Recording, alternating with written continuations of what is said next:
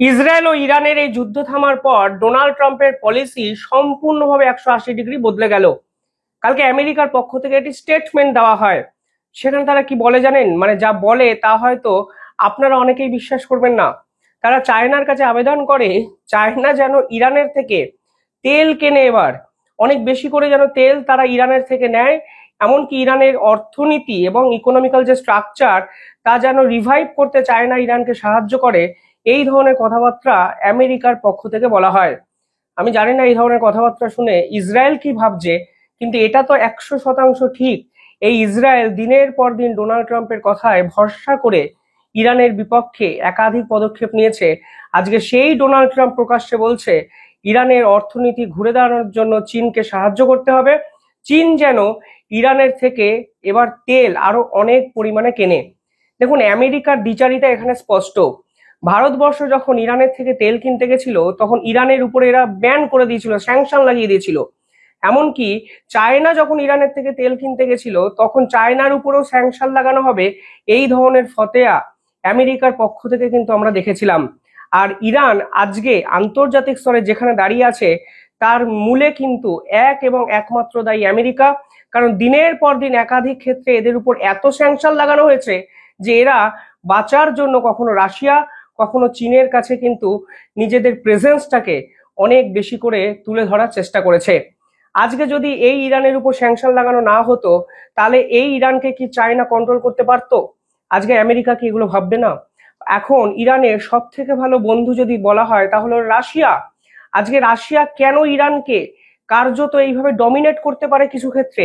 উত্তর কিন্তু এই ডোনাল্ড ট্রাম্প, এই আমেরিকা, যারা দিনের পর দিন অকারণে এই ইরানের উপর স্যাংশন লাগিয়ে আসলে মিডিল ইস্টের জিওপলিটিক্যাল পলিসিটা নিজেদের মতো করে চালাতে চেয়েছিলেন।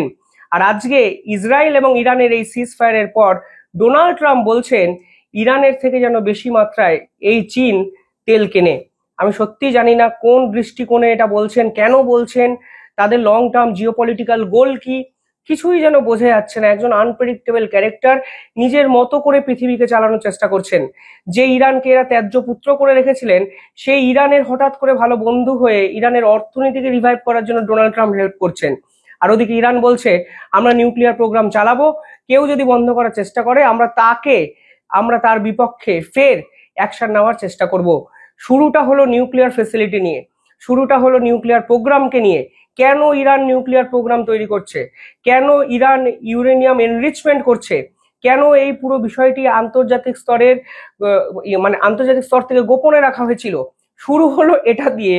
ইসরায়েলের সঙ্গে ইরান নিজেদের মতো করে লড়াই করলো, ইসরায়েল একের পর এক পরমাণু বিজ্ঞানীকে হত্যা করলো, ইরান ইরান পাল্টা অ্যাটাক করলো। এই সব কর্মকাণ্ডে ঢুকে গেলেন ডোনাল্ড ট্রাম্প, নিউক্লিয়ার ফেসিলিটির উপর বোম্বিং করলেন। ইরান বলল নিউক্লিয়ার ফেসিলিটির কোনো ক্ষতি হয়নি। ফলে সব মিলিয়ে এই যে পুরো বিষয়টি আজকে আমাদের সামনে এসে এস্টাবলিশ হলো, পুরোটাই কেমন একটা ফিসি।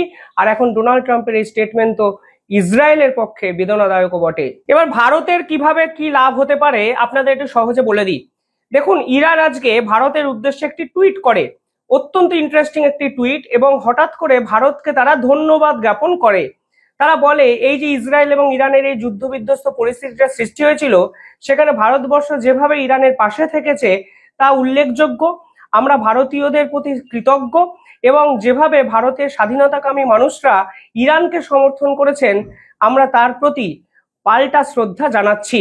এই টুইটটা যদি আপনারা দেখেন তাহলে আমি একটু আপনাদের কোট আনকোট এক্স্যাক্টলি ইরান কি লিখেছে আমি একটু আপনাদেরকে বলে দিতে চাই, তাহলে বুঝবেন এই যে ডোনাল্ড ট্রাম্পের হঠাৎ করে তার পলিসির 180 ডিগ্রি ঘুরে যাওয়া এবং ভারতবর্ষের উদ্দেশ্যে ইরানের এই টুইট, এটা কিন্তু একে অপরের সঙ্গে সমার্থক হয়ে যায়।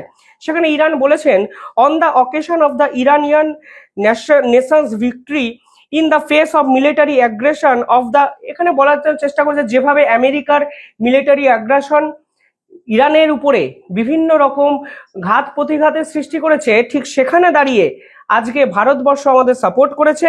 এবং সেখানে পরিষ্কার লেখা আছে the embassy of the Islamic Republic of Iran in new Delhi extend it's heart fail gratitude to the Nobel and freedom loving people of India including the esteem citizens, political parties, honorable members of parliament, non-governmental organization, religious and spiritual leaders, universities professors, members of media, social activist, অর্থাৎ সমাজের সকল স্তরের মানুষকে কিন্তু Iran ধন্যবাদ জানিয়েছে।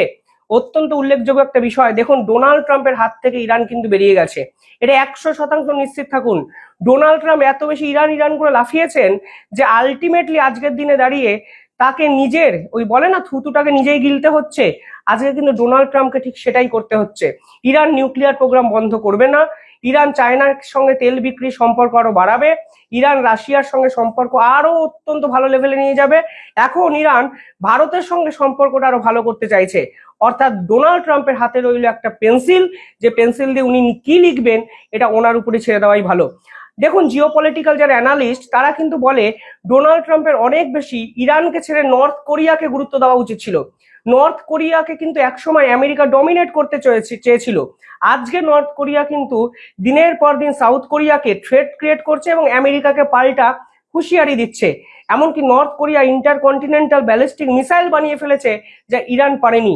এই intercontinental ballistic missile আসলে আমেরিকার যে মেন ল্যান্ড সেইখানে অবধি কিন্তু নর্থ কোরিয়া ছুড়ে দিতে পারে, অর্থাৎ আমেরিকার ভুল পলিসির জন্য একটা নর্থ কোরিয়া সৃষ্টি হয়েছে। আজকে কিন্তু আন্তর্জাতিক স্তর ইরানের তৈরি হওয়া এই যে ইরানের নতুন অহংকার, নতুন গর্বগাথা, এইটা কিন্তু আজকে আমেরিকার দৌরাত্মে আমরা দেখলাম।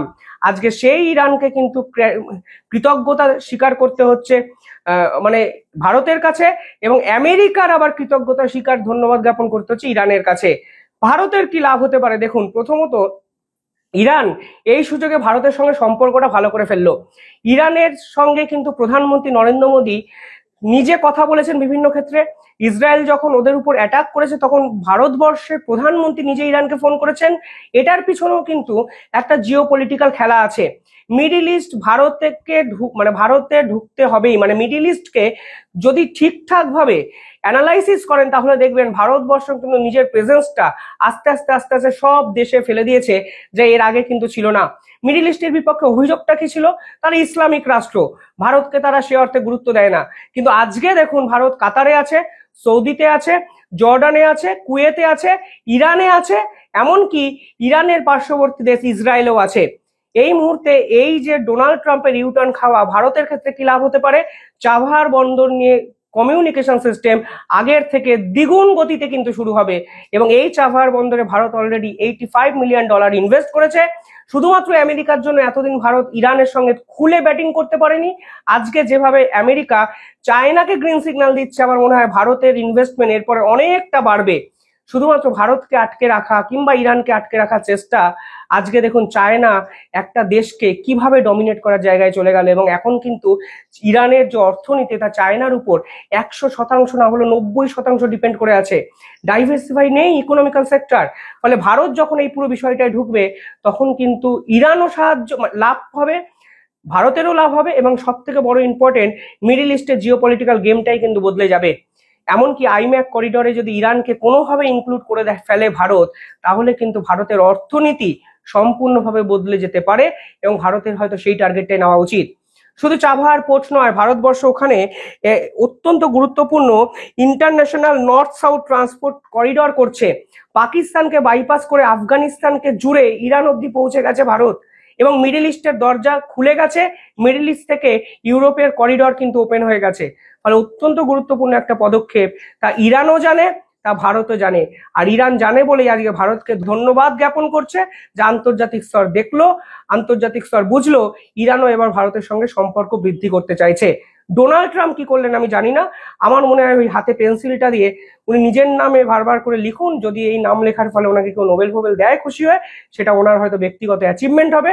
কিন্তু আমেরিকার জিওপলিটিক্যাল গেম কিন্তু অনেকটা শেষের জায়গায় চলে গেল শুধুমাত্র ডোনাল্ড ট্রাম্পের পাগলামির জন্য, তা কিন্তু আজকে বোঝা গেল। আপনারা কিভাবে দেখছেন পুরো বিষয়টি কমেন্টে জানাবেন। ধন্যবাদ।